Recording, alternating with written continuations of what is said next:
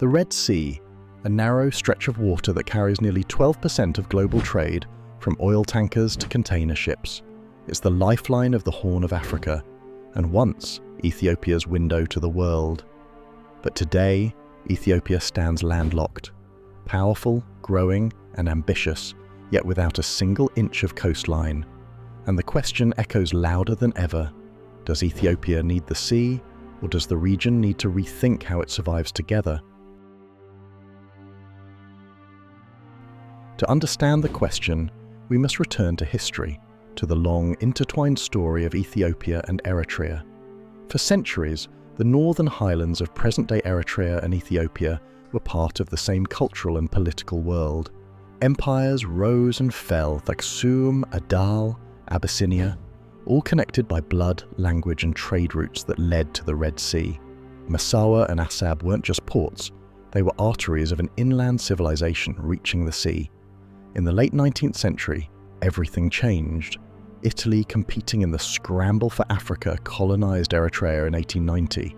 The new border they drew carved off Ethiopia's coastline, leaving Emperor Menelik II's empire without access to the Red Sea.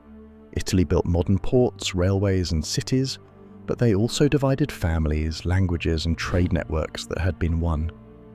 When World War II ended, Italian rule collapsed. Britain administered Eritrea temporarily, and the world faced a new question: should Eritrea return to Ethiopia or remain separate? In 1952, the United Nations brokered a federation. Eritrea would have autonomy but remain united with Ethiopia under Emperor Haile Selassie. But by 1962, the emperor dissolved the federation and annexed Eritrea outright, turning it into Ethiopia's 14th province. What followed was one of Africa's longest and bloodiest wars, a 30-year struggle for Eritrean independence. Ethiopia's ports at Assab and Massawa became both lifelines and battlegrounds. Tens of thousands died and generations grew up in war. By 1991, Eritrean fighters, the EPLF, marched into Asmara, ending the conflict. In 1993, a UN-recognized referendum confirmed Eritrea's independence. For Ethiopia, independence meant peace, but also the loss of the Red Sea. At first, both nations cooperated. Ethiopia continued to use Eritrean ports freely, but relations deteriorated quickly. By 1998, a border dispute over the town of Badme ignited another brutal war, one that killed more than 70,000 people. When the guns fell silent in 2000, Ethiopia had turned away from Assab and Massawa toward Djibouti. The coast was gone for good. Eritrea, proud but isolated, declared its sovereignty absolute. Ethiopia, vast and landlocked, focused on building overland trade routes and self-reliance. And what was once a shared shore became a psychological border that still defines the Horn of Africa. Even today, Ethiopians speak of Assab with nostalgia, as if recalling a family home lost long ago. And Eritreans remember the struggle for independence as proof that sovereignty was earned through unimaginable sacrifice. Two memories, two nations, one history, still unfinished. 30 years later, Ethiopia is growing fast. A population of 130 million, Africa's largest energy exporter, and home to some of the continent's biggest military industries. But one thing remains unchanged: no direct access to the sea. And now, that question, once considered closed, is back on the table. Eritrea says the issue is non-negotiable. In the words of one Eritrean diplomat, "It will take 1,000,000 years for us to discuss this matter again." To Eritrea, sovereignty is not a topic for bargaining. They argue the 1993 referendum was fair, final, and recognized by the world. But Ethiopia sees it differently. Its leaders say, no nation of 130 million should remain landlocked forever. They argue that history, geography, and development justify at least a fair access arrangement. Whether through economic partnership, lease, or joint development, Ethiopia insists dialogue is not aggression. Could Ethiopia take its case to international courts? Some say yes. Others argue the 1993 independence recognition binds Ethiopia legally. Yet scholars point to Article 125 of the UN Convention on the Law of the Sea.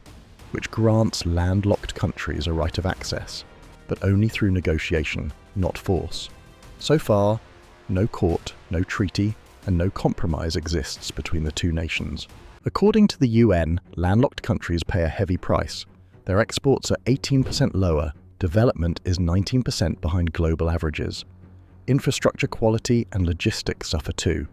For Ethiopia, the cost of being landlocked is not symbolic, it's economic gravity pulling down growth. Eritrean voices counter, look at Botswana, landlocked but thriving. They argue that Ethiopia's problem isn't the sea, it's governance, not geography. But Ethiopia replies, Botswana has 2.5 million people, Ethiopia has 130 million. Scale changes the story. Ethiopia spends over $1.5 billion every year using Djibouti's port, all imports, all export, funneled through a single fragile corridor.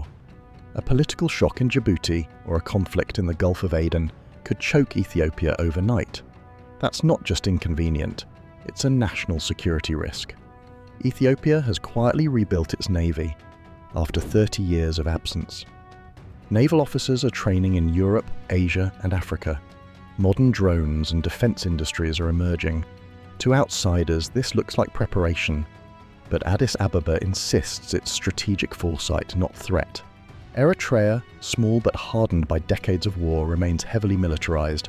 Its soldiers are battle-tested, its people disciplined, its alliances often unpredictable. Today, Eritrea leans closer to Egypt, perhaps sensing an old rivalry reborn. Egypt, already at odds with Ethiopia over the Nile, watches the Red Sea issue closely. Analysts wonder, if tensions rise, could Egypt side with Eritrea again? History says it's possible, but distance, logistics, and global politics say it's not that simple anymore.